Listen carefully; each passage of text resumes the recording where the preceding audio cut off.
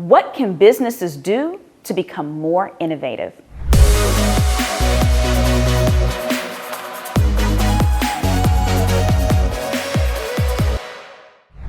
By the time we're done today, you're going to know how to create more business ideas that stand out. First, we'll go over the resources you likely already have at your disposal, but you're probably not fully using yet. Next, you'll see where to look outside of your organization for creative inspiration. And then lastly, we'll uncover who should and should not be involved in the innovation process. I hope you're ready to go. Let's get started. Step number one to creating an organization that's more innovative is hiring a diverse team. But it's not enough to have a diverse team. We want to make sure that we give them a voice. For greater detail on how to hire a diverse team and everyone who should be involved, I would love for you to review my video, How to Come Up with Innovative Business Ideas. But I'll give you a few high-level highlights for you. Number one, we want to make sure that people have diverse ideas, but they have to have diverse life experiences to have diverse ideas. The only way you can have people with diverse life experiences is to have people of different cultures, different socioeconomic backgrounds, different religions, different levels of ability in terms of physical, mental, psychological, all of these things. Now, you might be thinking to yourself, it's really hard to find people of all these different diverse viewpoints. However, they don't all have to work within the same department. You might be able to bring in contractors from time to time, but the more diversity you have, the greater chance of you having a larger pool of diverse ideas, because people who have different life experiences look at things differently. I'll give you an example. I live in Houston, Texas, which is a fabulous city, and it's very exciting because probably once every 2 years, the ocean comes on land and tries to kill us, right? It's a lot of fun, a lot of great times. And I remember when Hurricane Harvey hit and flooded out my city, and it was really, really messy for several weeks. But initially, the first few days, all the schools shut down, they could not operate, people's homes were underwater. And so what you had was these wonderful people out of Silicon Valley that were watching what was happening, and they were trying to code in real time to find solutions for us. So they were asking things like how to find hotels that are open or seeing what areas were flooded. And they were nice little things, but you want to hear what's interesting? It was a low-income student from a neighborhood that identified places where you could take your children for child care. There was someone else, low income, that created an app to help the Cajun Navy. If you don't know what the Cajun Navy is, it's basically folks out of Louisiana that have boats, and they just come in and rescue people in other cities when they have challenges. So they created an app to show the Cajun Navy where people were stuck on their houses to rescue them. Why am I giving you this example? The folks out of Silicon Valley meant well, and they were creating things that were helpful in a week or two. It was stuff that we would need a few weeks from now. But right now, at that current point in time, we have people trapped on buildings. We did have people that there were some jobs that were open, but there was nowhere to take children. And so you see that people that had these more low-income life experiences, they thought about the challenges those people would have. The folks that maybe they didn't have cars, so they're likely trapped in their apartment complex. They couldn't get away from the city ahead of time. So again, when you have people with different life experiences, they think differently. A mother who manages their children thinks very differently than a single man who has no children. All of them are valuable.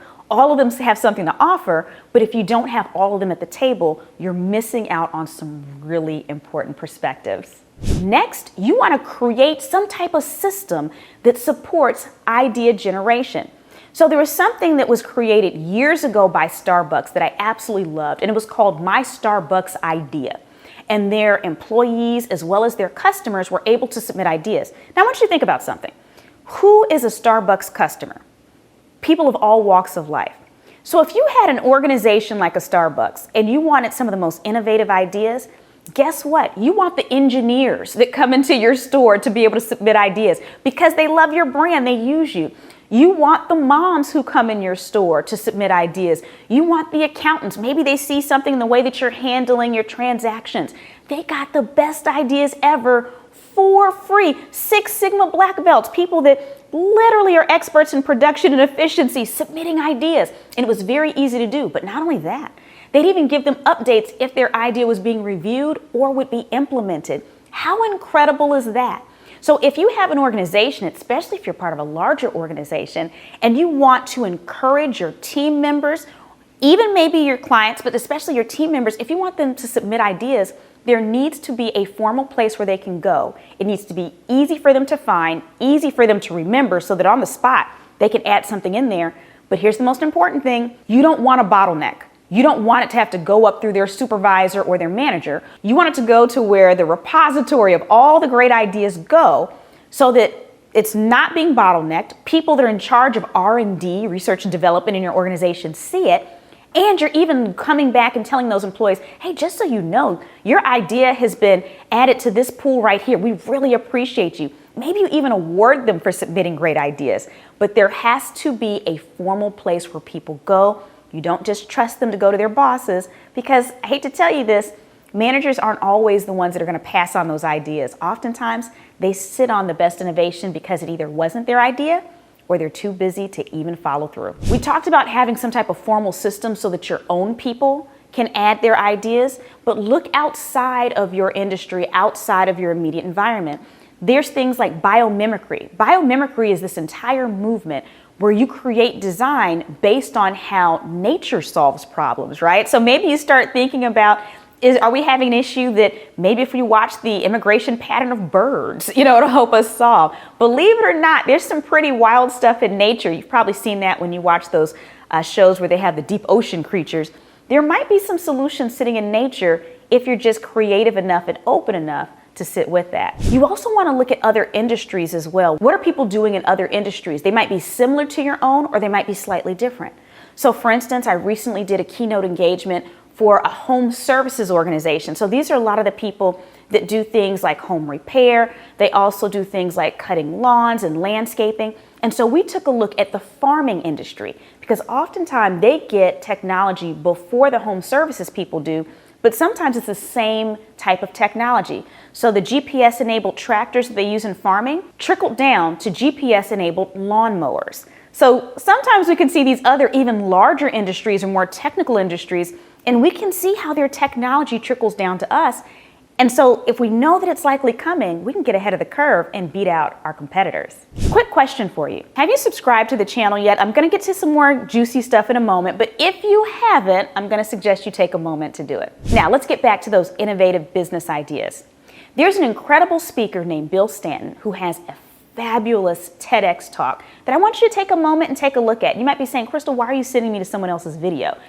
I promise you, it is one of the best videos I've ever seen on being creative and how you can take these different sources, connect completely different ideas, and come up with new ones. I don't want to give his secret recipe away, so you're going to have to go ahead, take a look at Bill Stanton's TEDx and get his secret sauce directly from him. 2 more quick tips to go. Another one is make sure that you're building time for innovation into your regular meetings. So maybe this is where you go into, we had 8 submissions this week from the team on, different things we could do to innovate the company. Congratulations, everybody. This is the most we've ever had. Keep them coming. Or does anyone have any ideas on how to solve any of the challenges we spoke about today if you have weekly meetings? So build time into your regular team meetings for innovation. And then lastly, have the right people in the meetings for innovation. I've talked before about my PACE assessment, which assigns different roles based on how someone performs in the midst of innovation. There's people who are pioneers, who are the first to adopt something. There are people who are anticipators, who tend to see the challenges that are likely to arise in the future. There are people who are creators, who actually do the work. Sometimes they kind of want to wring the necks of those pioneers because they get them signed up for things that they can't actually do. And then we have the explorers, the people that are open and looking at everything that's happening, and they tend to communicate within the different profiles. Make sure that you have people in the room that think differently about how to innovate. And again, I have the assessment. That's something that you could use. Or if you just want to just look at different personality types around you because maybe you can't do the assessment at this time, just look around and make sure that you're bringing in different types of people into the ideation process. Speaking of innovation, you want to innovate so that you're future-proof. What you'll notice in the description of this video, you're going to see a link to download the Future Ready Workbook. This workbook is chock full of ideas and activities that will help you future-proof yourself, your career, and your organization. Make sure you download it today.